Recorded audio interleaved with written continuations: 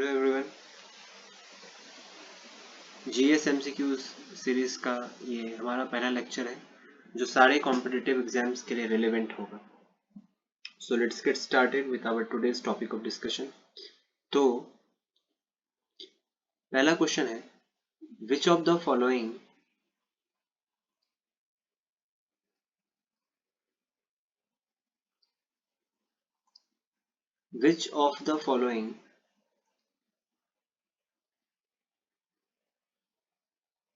Reverse of India crosses Tropic of cancer twice.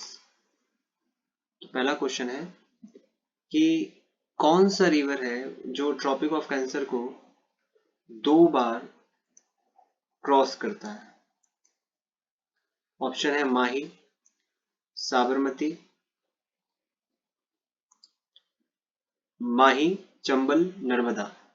Question है, which of the following rivers of India crosses the tropic of cancer twice. Mahi, Chambal या फिर नर्मदा। तो इसका answer है माही। इसका correct answer है माही।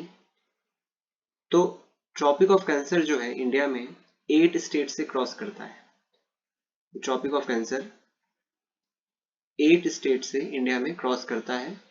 पहला है गुजरात, ये गुजरात से क्रॉस करता है। दूसरा है राजस्थान, ये राजस्थान से भी क्रॉस करता है। फिर मध्य प्रदेश से भी क्रॉस करता है। और मध्य प्रदेश में बहुत सारे बायोस्फीयर रिजर्व है, जैसे पन्ना बायोस्फीयर रिजर्व है, जिनको डायमंड बायोस्फीयर रिजर्व भी कहते हैं, डायमंड माइंस भी कहते हैं। उसके बाद पेंच बायोस्फीयर रिजर्व है, कान्हा नेशनल पार्क है मध्य प्रदेश में, कान्हा नेशनल पार्क है, संजय गांधी नेशनल पार्क है मध्य प्रदेश में। उसके बाद जो है मध्य प्रदेश के बाद ये त्रिपुरा से क्रॉस करता है। त्रिपुरा के बाद झारखंड से भी क्रॉस करता है। झारखंड के बाद छत्तीसगढ़ से भी क्रॉस करता है। उसके बाद ये वेस्ट बंगाल से भी क्रॉस करता है और मिजोरम से भी क्रॉस करता है। तो ट्रॉपिक ऑफ कैंसर इंडिया में 8 स्टेट से क्रॉस करता है। अब ये जो माही है, माही का जो लेंथ है वो है, मैं यहां लिख देता हूं, माही का जो लेंथ है वो है 583 किलोमीटर। और ये माही रिवर जो है वो विंध्या रेंज से निकलती है। उसके बाद चंबल को डिस्कस करते हैं। चंबल रिवर जो है वो जनपाओ हिल्स से निकलती है। ये निकलती है जनपाओ हिल्स से ये निकलती है और ये निकलती है मध्य प्रदेश से। नर्मदा रिवर जो है वो अमरकंटक प्लेट्यू से निकलती है और ये रिफ्ट वैली फॉर्म करती है। नर्मदा रिवर जो है ये रिफ्ट वैली का फॉर्मेशन करती है, अमरकंटक प्लेट्यू से निकलती है। विंध्या और सतपुड़ा उसके बीच में से ये नर्मदा बहती है और ये रिफ्ट वैली भी फॉर्म करती है। अब कुछ वेस्टवर्ड फ्लोइंग रिवर्स के बारे में देखते हैं कि इंडिया में जो वेस्टवर्ड फ्लोइंग रिवर है वो कौन कौन से हैं। जैसे जो वेस्टवर्ड फ्लोइंग रिवर है वो है, तो वेस्टवर्ड फ्लोइंग रिवर जो है वो है नर्मदा। सबसे पहले है नर्मदा, उसके बाद है माही, नर्मदा, ताप्ती, साबरमती और लूनी। ये लूनी जो है वो एपिफर्मल रिवर है। एपिफर्मल रिवर वो होता है जिसका जो वाटर है वो किसी ओशन में ड्रेन ना होकर के बीच में ही वो वाटर जो है रह जाता है, उसको कहते हैं एपिफर्मल रिवर। अब अगले क्वेश्चन पे हम लोग चलते हैं। हमारा अगला क्वेश्चन है, which one among the following is not correctly matched. तो यहाँ पर प्रोविजंस है और पार्ट्स ऑफ द कॉन्स्टिट्यूशन के बारे में यहाँ पर बताया गया है। जैसे सिटीजनशिप है वो कौन से पार्ट में है, यूनियन टेरिटरीज है वो कौन से पार्ट में है, तो इसके बारे में बताया गया है। तो इसमें से क्वेश्चन बोल रहा है कौन, which one among the following is not correctly matched, तो इसका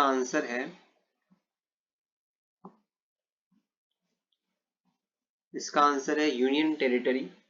तो यूनियन टेरिटरी जो है ये करेक्टली मैच नहीं है। इसमें सबसे पहले लिखा हुआ है सिटीजनशिप्स। तो सिटीजनशिप जो है इंडिया में सिटीजनशिप दिया जाता है बाय बर्थ के आधार पे, बाय बर्थ। उसके बाद दिया जाता है डिसेंट, उसके बाद दिया जाता है रजिस्ट्रेशन,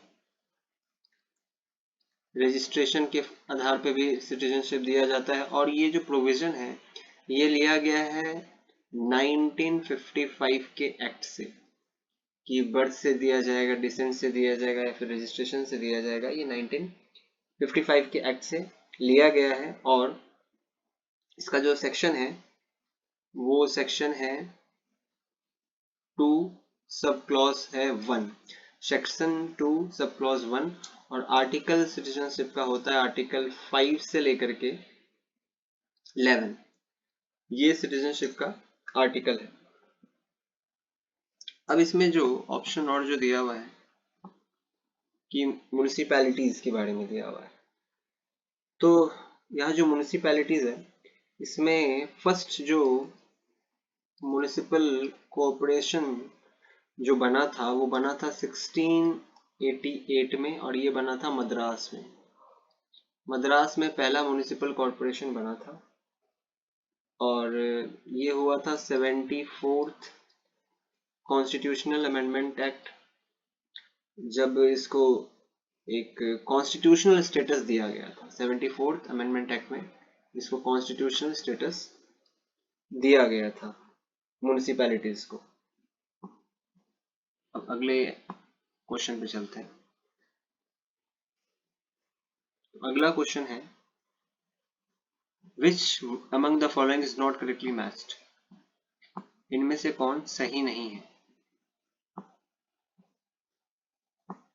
तो ऑप्शन है inter state council, national development council. तो इसका आंसर होगा national development council. Inter state council 1990 में स्टैब्लिश हुआ था।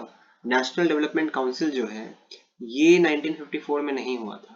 तो नेशनल डेवलपमेंट काउंसिल जो है ये हुआ था 1952 में डेवलप हुआ था। और यहाँ से 5 ईयर प्लान का अप्रूवल आया था।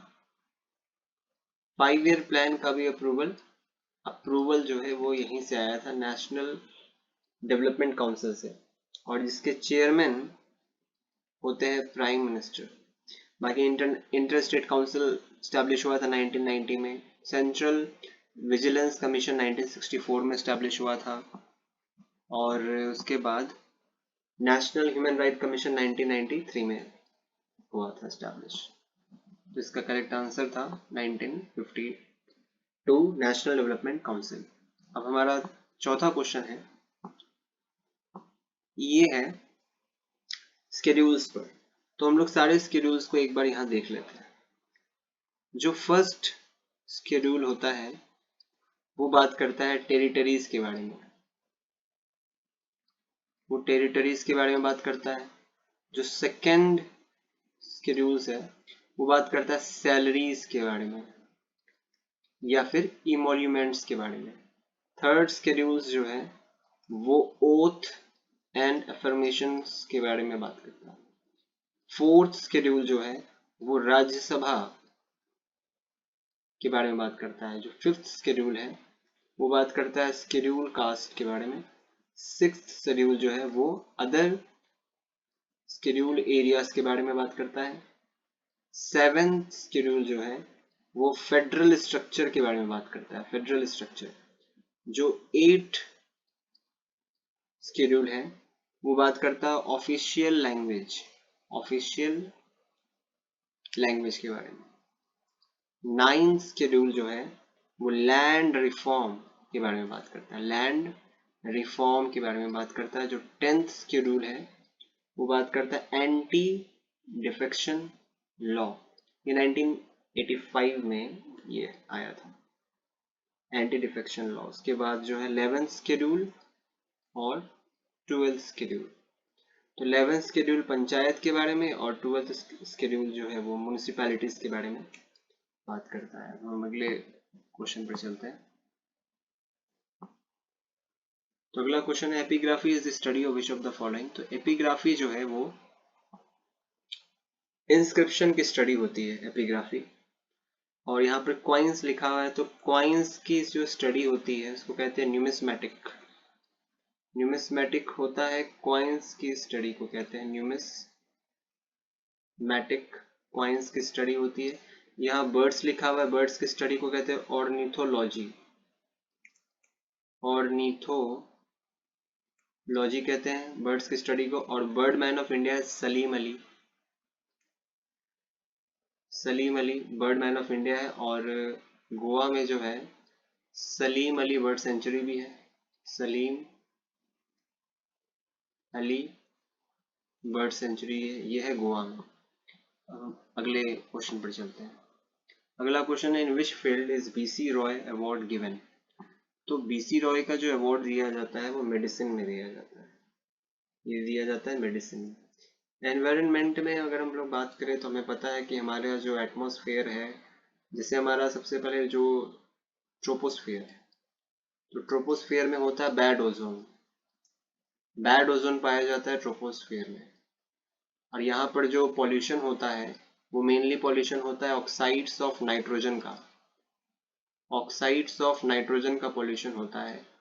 और नाइट्रोजन जो है वो प्रोटीन में भी पाया जाता है, जिसमें अगर मैं प्रोटीन की बात करूं तो प्रोटीन में भी नाइट्रोजन पाया जाता है। और प्रोटीन होता है कार्बन का बना हुआ, हाइड्रोजन का, ऑक्सीजन का और नाइट्रोजन का बना होता है प्रोटीन।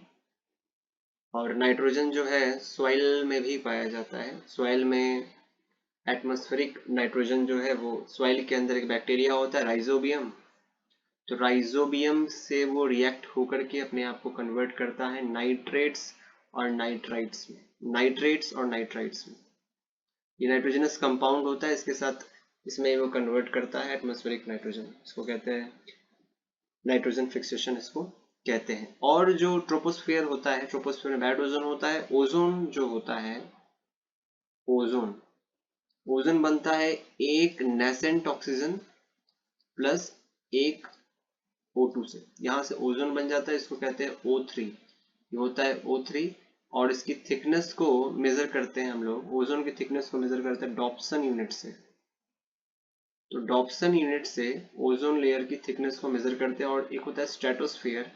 और इसी स्ट्रेटोस्फियर में जहाँ कोई एरोप्लेन होता है वो यहीं पर आकर के स्टेबल होता है और उड़ता है। स्ट्रेटोस्फियर यहाँ पर होता है गुड ओजोन। स्ट्रेटोस्फियर में होता है गुड ओजोन, यहाँ पर पाया जाता है। और हमारा जो एटमॉस्फेयर है उसमें तीन चीज होता है। हमारा मेनली एटमॉस्फेयर तीन चीजों से बनता है। एक होता है वाटर वेपर, वाटर वेपर से बनता है डस्ट पार्टिकल, डस्ट पार्टिकल से बनता है और गैसेस से बनता है। बहुत सारे गैसेस होते हैं, उनसे हमारा एटमॉस्फेयर बनता है। और एक होता है यहाँ पर लाइकेन, लाइकेन पार्क भी है इंडिया में, लाइकेन होता है। और एक होता है सल्फर। हवा में जब पॉल्यूशन होता है तो उसमें जरूर सल्फर होगा, और जो पॉल्यूशन नहीं होता है तो हवा में लाइकेन होता है। हम लोग आगे चलते हैं। हमारा अगला question, which of the following wind is blowing from the Mediterranean sea to the north western. तो इसका आंसर होगा वेस्टर्न डिस्टर्बेंस। अब ये वेस्टर्न डिस्टर्बेंस क्या होता है कि वेस्टर्न डिस्टर्बेंस में मेडिटेरेनियन सी के पास जो लो प्रेशर डेवलप करता है, और वो लो प्रेशर जो है वो जेट स्ट्रीम के थ्रू इंडिया में, जेट स्ट्रीम के थ्रू वो इंडिया तक आप आ जाता है। मेडिटेरेनियन सी के पास जो लो प्रेशर डेवलप करता है और वो लो प्रेशर जेट स्ट्रीम के थ्रू इंडिया आ जाता है। तो मेडिटेरेनियन सी से चलता है लो प्रेशर, फिर वो रेड सी पर आता है, रेड सी के पास फिर वो आता है कैस्पियन सी। तो इस तरह से वो इंडिया आता है। और वो यहां से चलेगा इराक, उसके बाद ईरान, उसके बाद अफगानिस्तान होते हुए, पाकिस्तान होते हुए वो नॉर्थ वेस्ट इंडिया में स्ट्राइक करता है, हिमालय की तरफ जाता है, और इसी टाइम पे नॉर्थ इंडिया में विंटर के टाइम में बारिश होती है और ठंड पड़ता है। तो ये लाई करता है क्योंकि सब ट्रॉपिकल रीजन में ये लाई करता है, ये लाई करता है सब ट्रॉपिकल रीजन में ये लाई करता है वेस्टर्न डिस्टरबेंस। तो वेस्टर्न डिस्टरबेंस में होता क्या है कि मेडिटेरेनियन सी से जो लो प्रेशर होता है वो लो प्रेशर जेट स्ट्रीम के थ्रू नॉर्थ वेस्टर्न इंडिया की तरफ आता है। अब ये दूसरा जो है नॉर्थ वेस्टर्स, इस नॉर्थ वेस्टर्स को कहते हैं काल बैसाखी। नॉर्थ वेस्टर्स को कहते हैं काल बैसाखी, भी इसको कहते हैं नॉर्थ वेस्टर को काल बैसाखी। और ये ओरिजिनेट होता है छोटा नागपुर प्लेट्यूज में। छोटा नागपुर प्लेट्यूज में, छोटा नागपुर के प्लेट्यूज में ये ओरिजिनेट होता है। प्लेट्यूज में मिनरल्स पाया जाता है, तो ये वहां पे ओरिजिनेट होता है। और एक होता है T shower. T shower, T shower जो है ये होता है असम में। असम में टी शावर होता है। एक होता है mango shower. Mango, mango shower, mango shower होता है केरला में और कर्नाटका के कोस्ट की तरफ। तो ये होता है मैंगो शावर केरला में और कर्नाटका में। एक होता है चेरी ब्लॉसम्स। तो चेरी ब्लॉसम्स जो है ये होता है, इसको कॉफी शावर्स भी कहते हैं, ये होता है केरला में। और केरला में वेम्बनाड लेक है, सस्तम कोटा लेक है केरला में, पेरियार रिवर है केरला में। और केरला को कहते हैं स्पाइस सिटी, केरला को कहते हैं रबड़ सिटी, यहाँ रबड़ बनता है। और रबड़ बनाया जाता है एक प्रोसेस से जिसको कहते हैं वल्कनाइजेशन। वल्कनाइजेशन होता है मतलब जब रबड़ बनता है तो काफी सॉफ्ट होता है, तो उसमें सल्फर मिलाते हैं, रबड़ में सल्फर मिलाया जाता है, इस प्रोसेस को कहते हैं वल्कनाइजेशन। और एक होता है sulphur S8, sulphur hexafluoride. Sulphur hexafluoride जो होता है ये ग्रीन हाउस गैस होता है, और सल्फर अगर एटमॉस्फेयर में है तो वो पॉल्यूशन क्रिएट करता है। तो अगला क्वेश्चन है हमारा, vasectomy is a surgical method of. तो ये इसका आंसर होगा ऑप्शन बी होगा, कॉन्ट्रासेप्शंस इन मेल्स। इसका आंसर ये है, कॉन्ट्रासेप्शंस इन मेल्स। अब हम लोग अगले ऑप्शन की तरफ चलते हैं। तो हमारा अगला टॉपिक है कि azolla increases soil fertility for. तो ये अजोला जो है ये क्या है, इसको डिस्कस करते हैं कि ये जो अजोला है ये सॉइल की फर्टिलिटी बढ़ाता है, और ये बढ़ाता है राइस कल्टीवेशन में। अब राइस कल्टीवेशन में ये सॉइल की फर्टिलिटी को इंक्रीज करता है अजोला। तो राइस जो है, अब यहाँ पर दो तरह के क्रॉप्स आते हैं, एक आता है राबी क्रॉप, एक आता है खरीफ। तो राबी क्रॉप जो होता है ये विंटर क्रॉप होता है, ये क्रॉप होता है विंटर का क्रॉप होता है। और इसमें आता है वीट, राबी क्रॉप्स में आ जाता है वीट, और इसमें आ जाता है बार्ली, बार्ली आ जाता है इसमें बार्ली। और राबी क्रॉप में आ जाता है ग्राम आ जाता है, और इसमें आ जाता है मस्टर्ड, मस्टर्ड भी आ जाता है। खरीफ क्रॉप में आता है राइस, आता है खरीफ क्रॉप में राइस, और इसमें आता है मेज, और आता है कॉटन। तो ये अजोला क्या करता है, ये एक फ्री फ्लोटिंग वाटर होता है, वाटर फर्न होता है जो फ्रेश वाटर में, ये जो होता है ये फ्रेश वाटर में ही ग्रो करता है। और इसका एक सिम्बायोटिक जो है रिलेशनशिप होता है साइनोबैक्टीरियम के साथ, साइनोबैक्टीरियम एनाबेनाजोला के साथ जो है इसका एक सिम्बायोटिक रिलेशनशिप होता है। इसका जो यूज होता है वो बायो फर्टिलाइजर में भी होता है, जैसे ये जो बायो फर्टिलाइजर में ही होता है, जैसे पैडी जो राइस कल्टीवेशन या फिर पैडी कल्टीवेशन है, तो बायो फर्टिलाइजर के रूप में इसका यूज जो है यहाँ पर राइस कल्टीवेशन में होता है। तो मेनली करता क्या है, ये नाइट्रोजन को रिलीज करता है सॉइल में। अजोला क्या करता है, सॉइल की फर्टिलिटी को बढ़ाता है उसमें नाइट्रोजन रिलीज करके, जिसके कारण से अब सॉइल में कोई भी तरह की केमिकल को डालने की जरूरत नहीं पड़ती है। तो ये इसका यूज होता है और ये एक बायो फर्टिलाइजर के फॉर्म में यूज होता है पैडी कल्टीवेशन में, राइस कल्टीवेशन में। तो हमारा अगला क्वेश्चन है, अब अगला क्वेश्चन है which of the following is not provided in the constitution. तो which of the following is not provided in the constitution, और इसमें ऑप्शन में finance commission, election commission, public service commission और प्लानिंग कमीशन दिया हुआ है। तो इसका आंसर होगा प्लानिंग कमीशन। अब देखते हैं जो प्लानिंग कमीशन है ये कब स्टैब्लिश हुआ था। तो प्लानिंग कमीशन स्टैब्लिश हुआ था 15th ऑफ मार्च, ये स्टैब्लिश हुआ था 15th ऑफ मार्च 1950 को प्लानिंग कमीशन स्टैब्लिश हुआ था।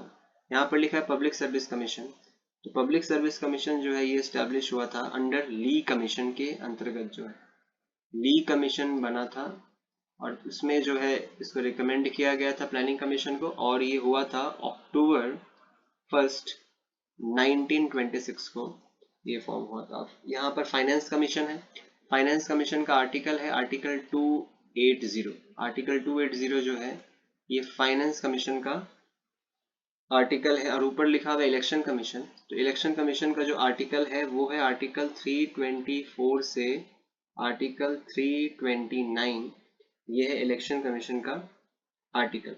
अब यहाँ पर यूपीएससी, तो यूपीएससी का जो फॉर्मेशन हुआ था यूनियन पब्लिक सर्विस कमीशन, वो हुआ था 26 जनवरी 1950 को यूपीएससी का फॉर्मेशन हुआ था। और 1937 में हुआ था फेडरल पब्लिक सर्विस कमीशन का एस्टेब्लिशमेंट। और एक ये जो प्लानिंग कमीशन है एक तरह का थिंक टैंक था, उसके बाद इसको रिप्लेस कर दिया गया 2015 में और नीति आयोग बना दिया गया, national institution for transforming India, इसको कहते हैं हम लोग नीति Aayog, national institution for transforming India. और ये स्टैब्लिश हुआ था 1 जनवरी 2015 को प्लानिंग कमीशन को रिप्लेस कर दिया गया और इसका नाम रख दिया गया NITI Aayog, national institution for transforming India. अब हमारा अगला क्वेश्चन है the ocean current flowing from higher latitude to lower latitude. तो higher latitude to lower latitude, तो इसका आंसर है कोल्ड करंट। कोल्ड करंट जो होता है वो higher latitude to lower latitude की तरफ जाता है, और इसका एग्जाम्पल हो गया कोल्ड करंट का लैब्रेटर करंट, लैब्रेटर करंट जो इसका एग्जाम्पल है।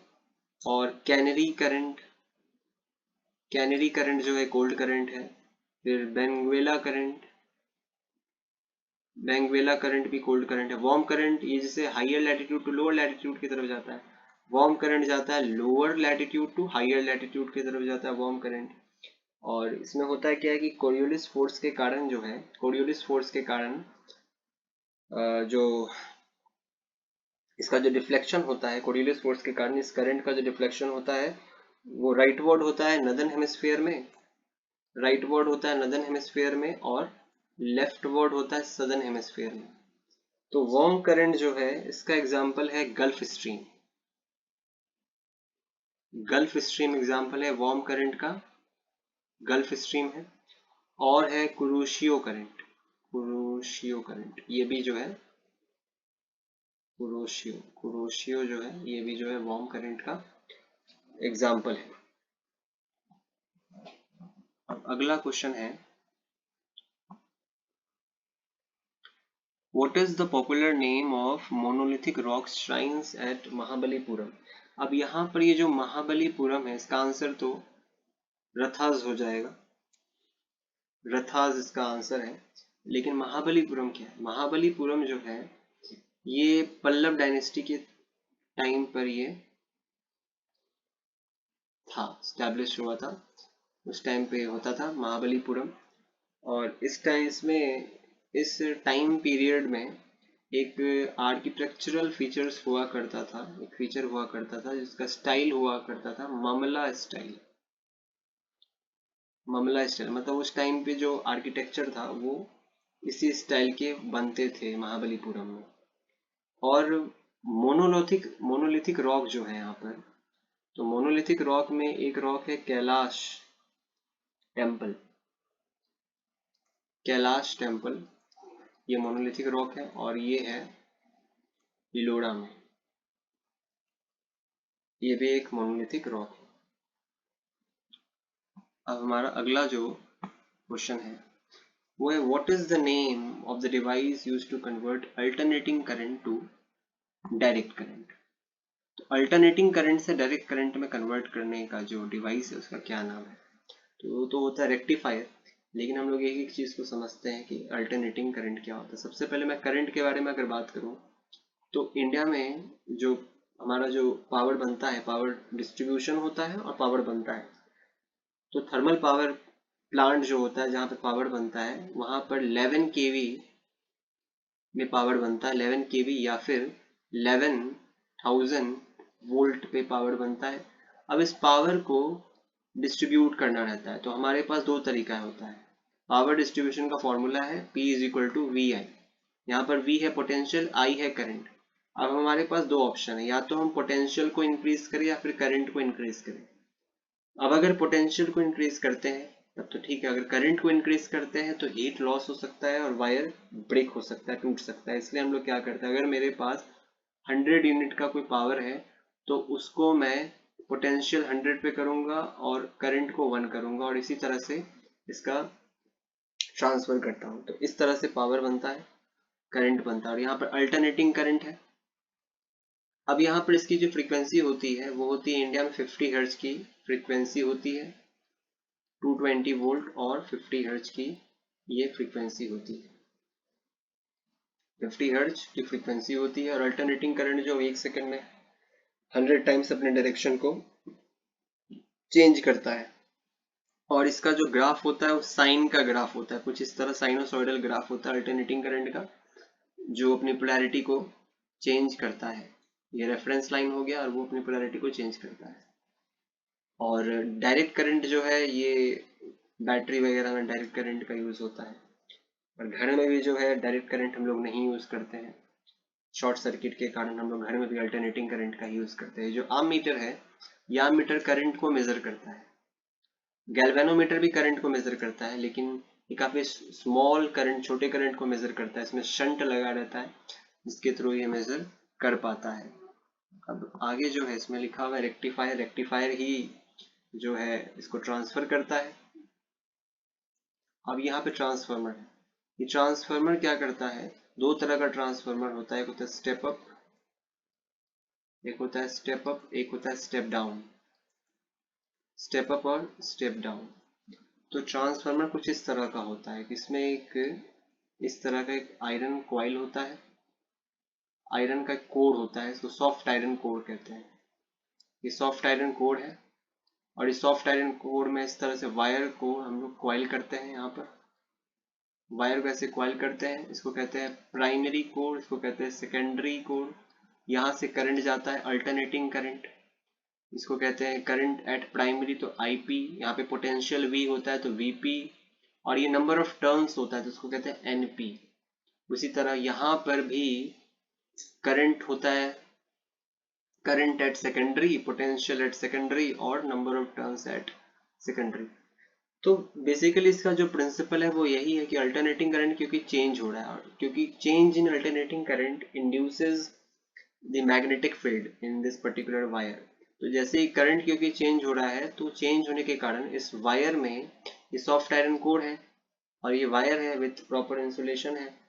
और सॉफ्ट आयरन कोर का एक प्रॉपर्टी होता है कि जैसे ही वायर की एक प्रॉपर्टी होती है कि वायर को जैसे ही करंट प्रोवाइड करेंगे वो हीट होगा और वो मैग्नेटाइज हो जाएगा, और मैग्नेटाइज्ड होने के बाद वो मैग्नेटिक फील्ड रिलीज करेगा। वायर की प्रॉपर्टी होती है। अब क्योंकि यहाँ पर करंट चेंज हो रहा है तो ये मैग्नेटिक फील्ड भी चेंज होगा। और सॉफ्ट आयरन कोर की प्रॉपर्टी होती है कि वो विदाउट एनी लीकेज वो सारे मैक्सिमम मैग्नेटिक फील्ड को अपने अंदर एब्जॉर्ब कर लेता है। क्योंकि यहाँ पर करंट चेंज हो रहा है तो चेंज इन करंट यहाँ पर मैग्नेटिक फील्ड क्रिएट करेगा और मैग्नेटिक फील्ड भी चेंज होगा और मैग्नेटिक फील्ड को एब्जॉर्ब करेगा ये सॉफ्ट आयरन कोर और उसको इस सेकेंडरी कोर पर ले आएगा और यहाँ से करंट का आगे ट्रांसफर हो जाएगा। अब यहाँ हमारा अगला क्वेश्चन है, why does ice covered in sawdust not melt quickly. इसका आंसर है क्योंकि जो सॉडस्ट होता है वो बैड कंडक्टर होता है हीट का, इस कारण से एयर का जो कांटेक्ट है इसके अंदर वो नहीं हो पाता है, इसलिए वो मेल्ट प्रॉपर तरह से नहीं करता है। अगर मैं बात करूँ यहाँ पे सॉलिड की, हमारा जैसे मैटर का जो स्टेट होता है वो तो 5 होता है। एक होता है सॉलिड, एक होता है लिक्विड, एक होता है गैस। तो सॉलिड को जब हम लोग एनर्जी देते हैं तो वो अपना फेज चेंज करता है। फेज का मतलब वो अपना स्टेट चेंज करता है, वो लिक्विड में आता है। तो जितनी एनर्जी हमने सॉलिड को दिया था वो एनर्जी लेकर के वो लिक्विड में कन्वर्ट हो गया। अब लिक्विड को एनर्जी और देंगे तो वो फिर से फेज चेंज करेगा, गैस में आएगा। तो ये जो एनर्जी का जो ट्रांसफर है सबसे ज्यादा गैस में है। तो ये जो एनर्जी जो है इसको लेकर के ये सॉलिड लिक्विड में आया, लिक्विड गैस में आया, इसको हिडन एनर्जी कहते हैं। हिडन एनर्जी जो कि होता है लैटेंट हीट के फॉर्म में होता है, लैटेंट हीट के फॉर्म में होता है। अगला जो चौथा जो स्टेट है वो प्लाज्मा स्टेट है। प्लाज्मा स्टेट है, उसके बाद है बोस आइंस्टीन कंडेंसेट, ये फिफ्थ स्टेट है। इस स्टेट में क्या करते हैं, 0 केल्विन तक जो है किसी चीज को ठंडा करते हैं।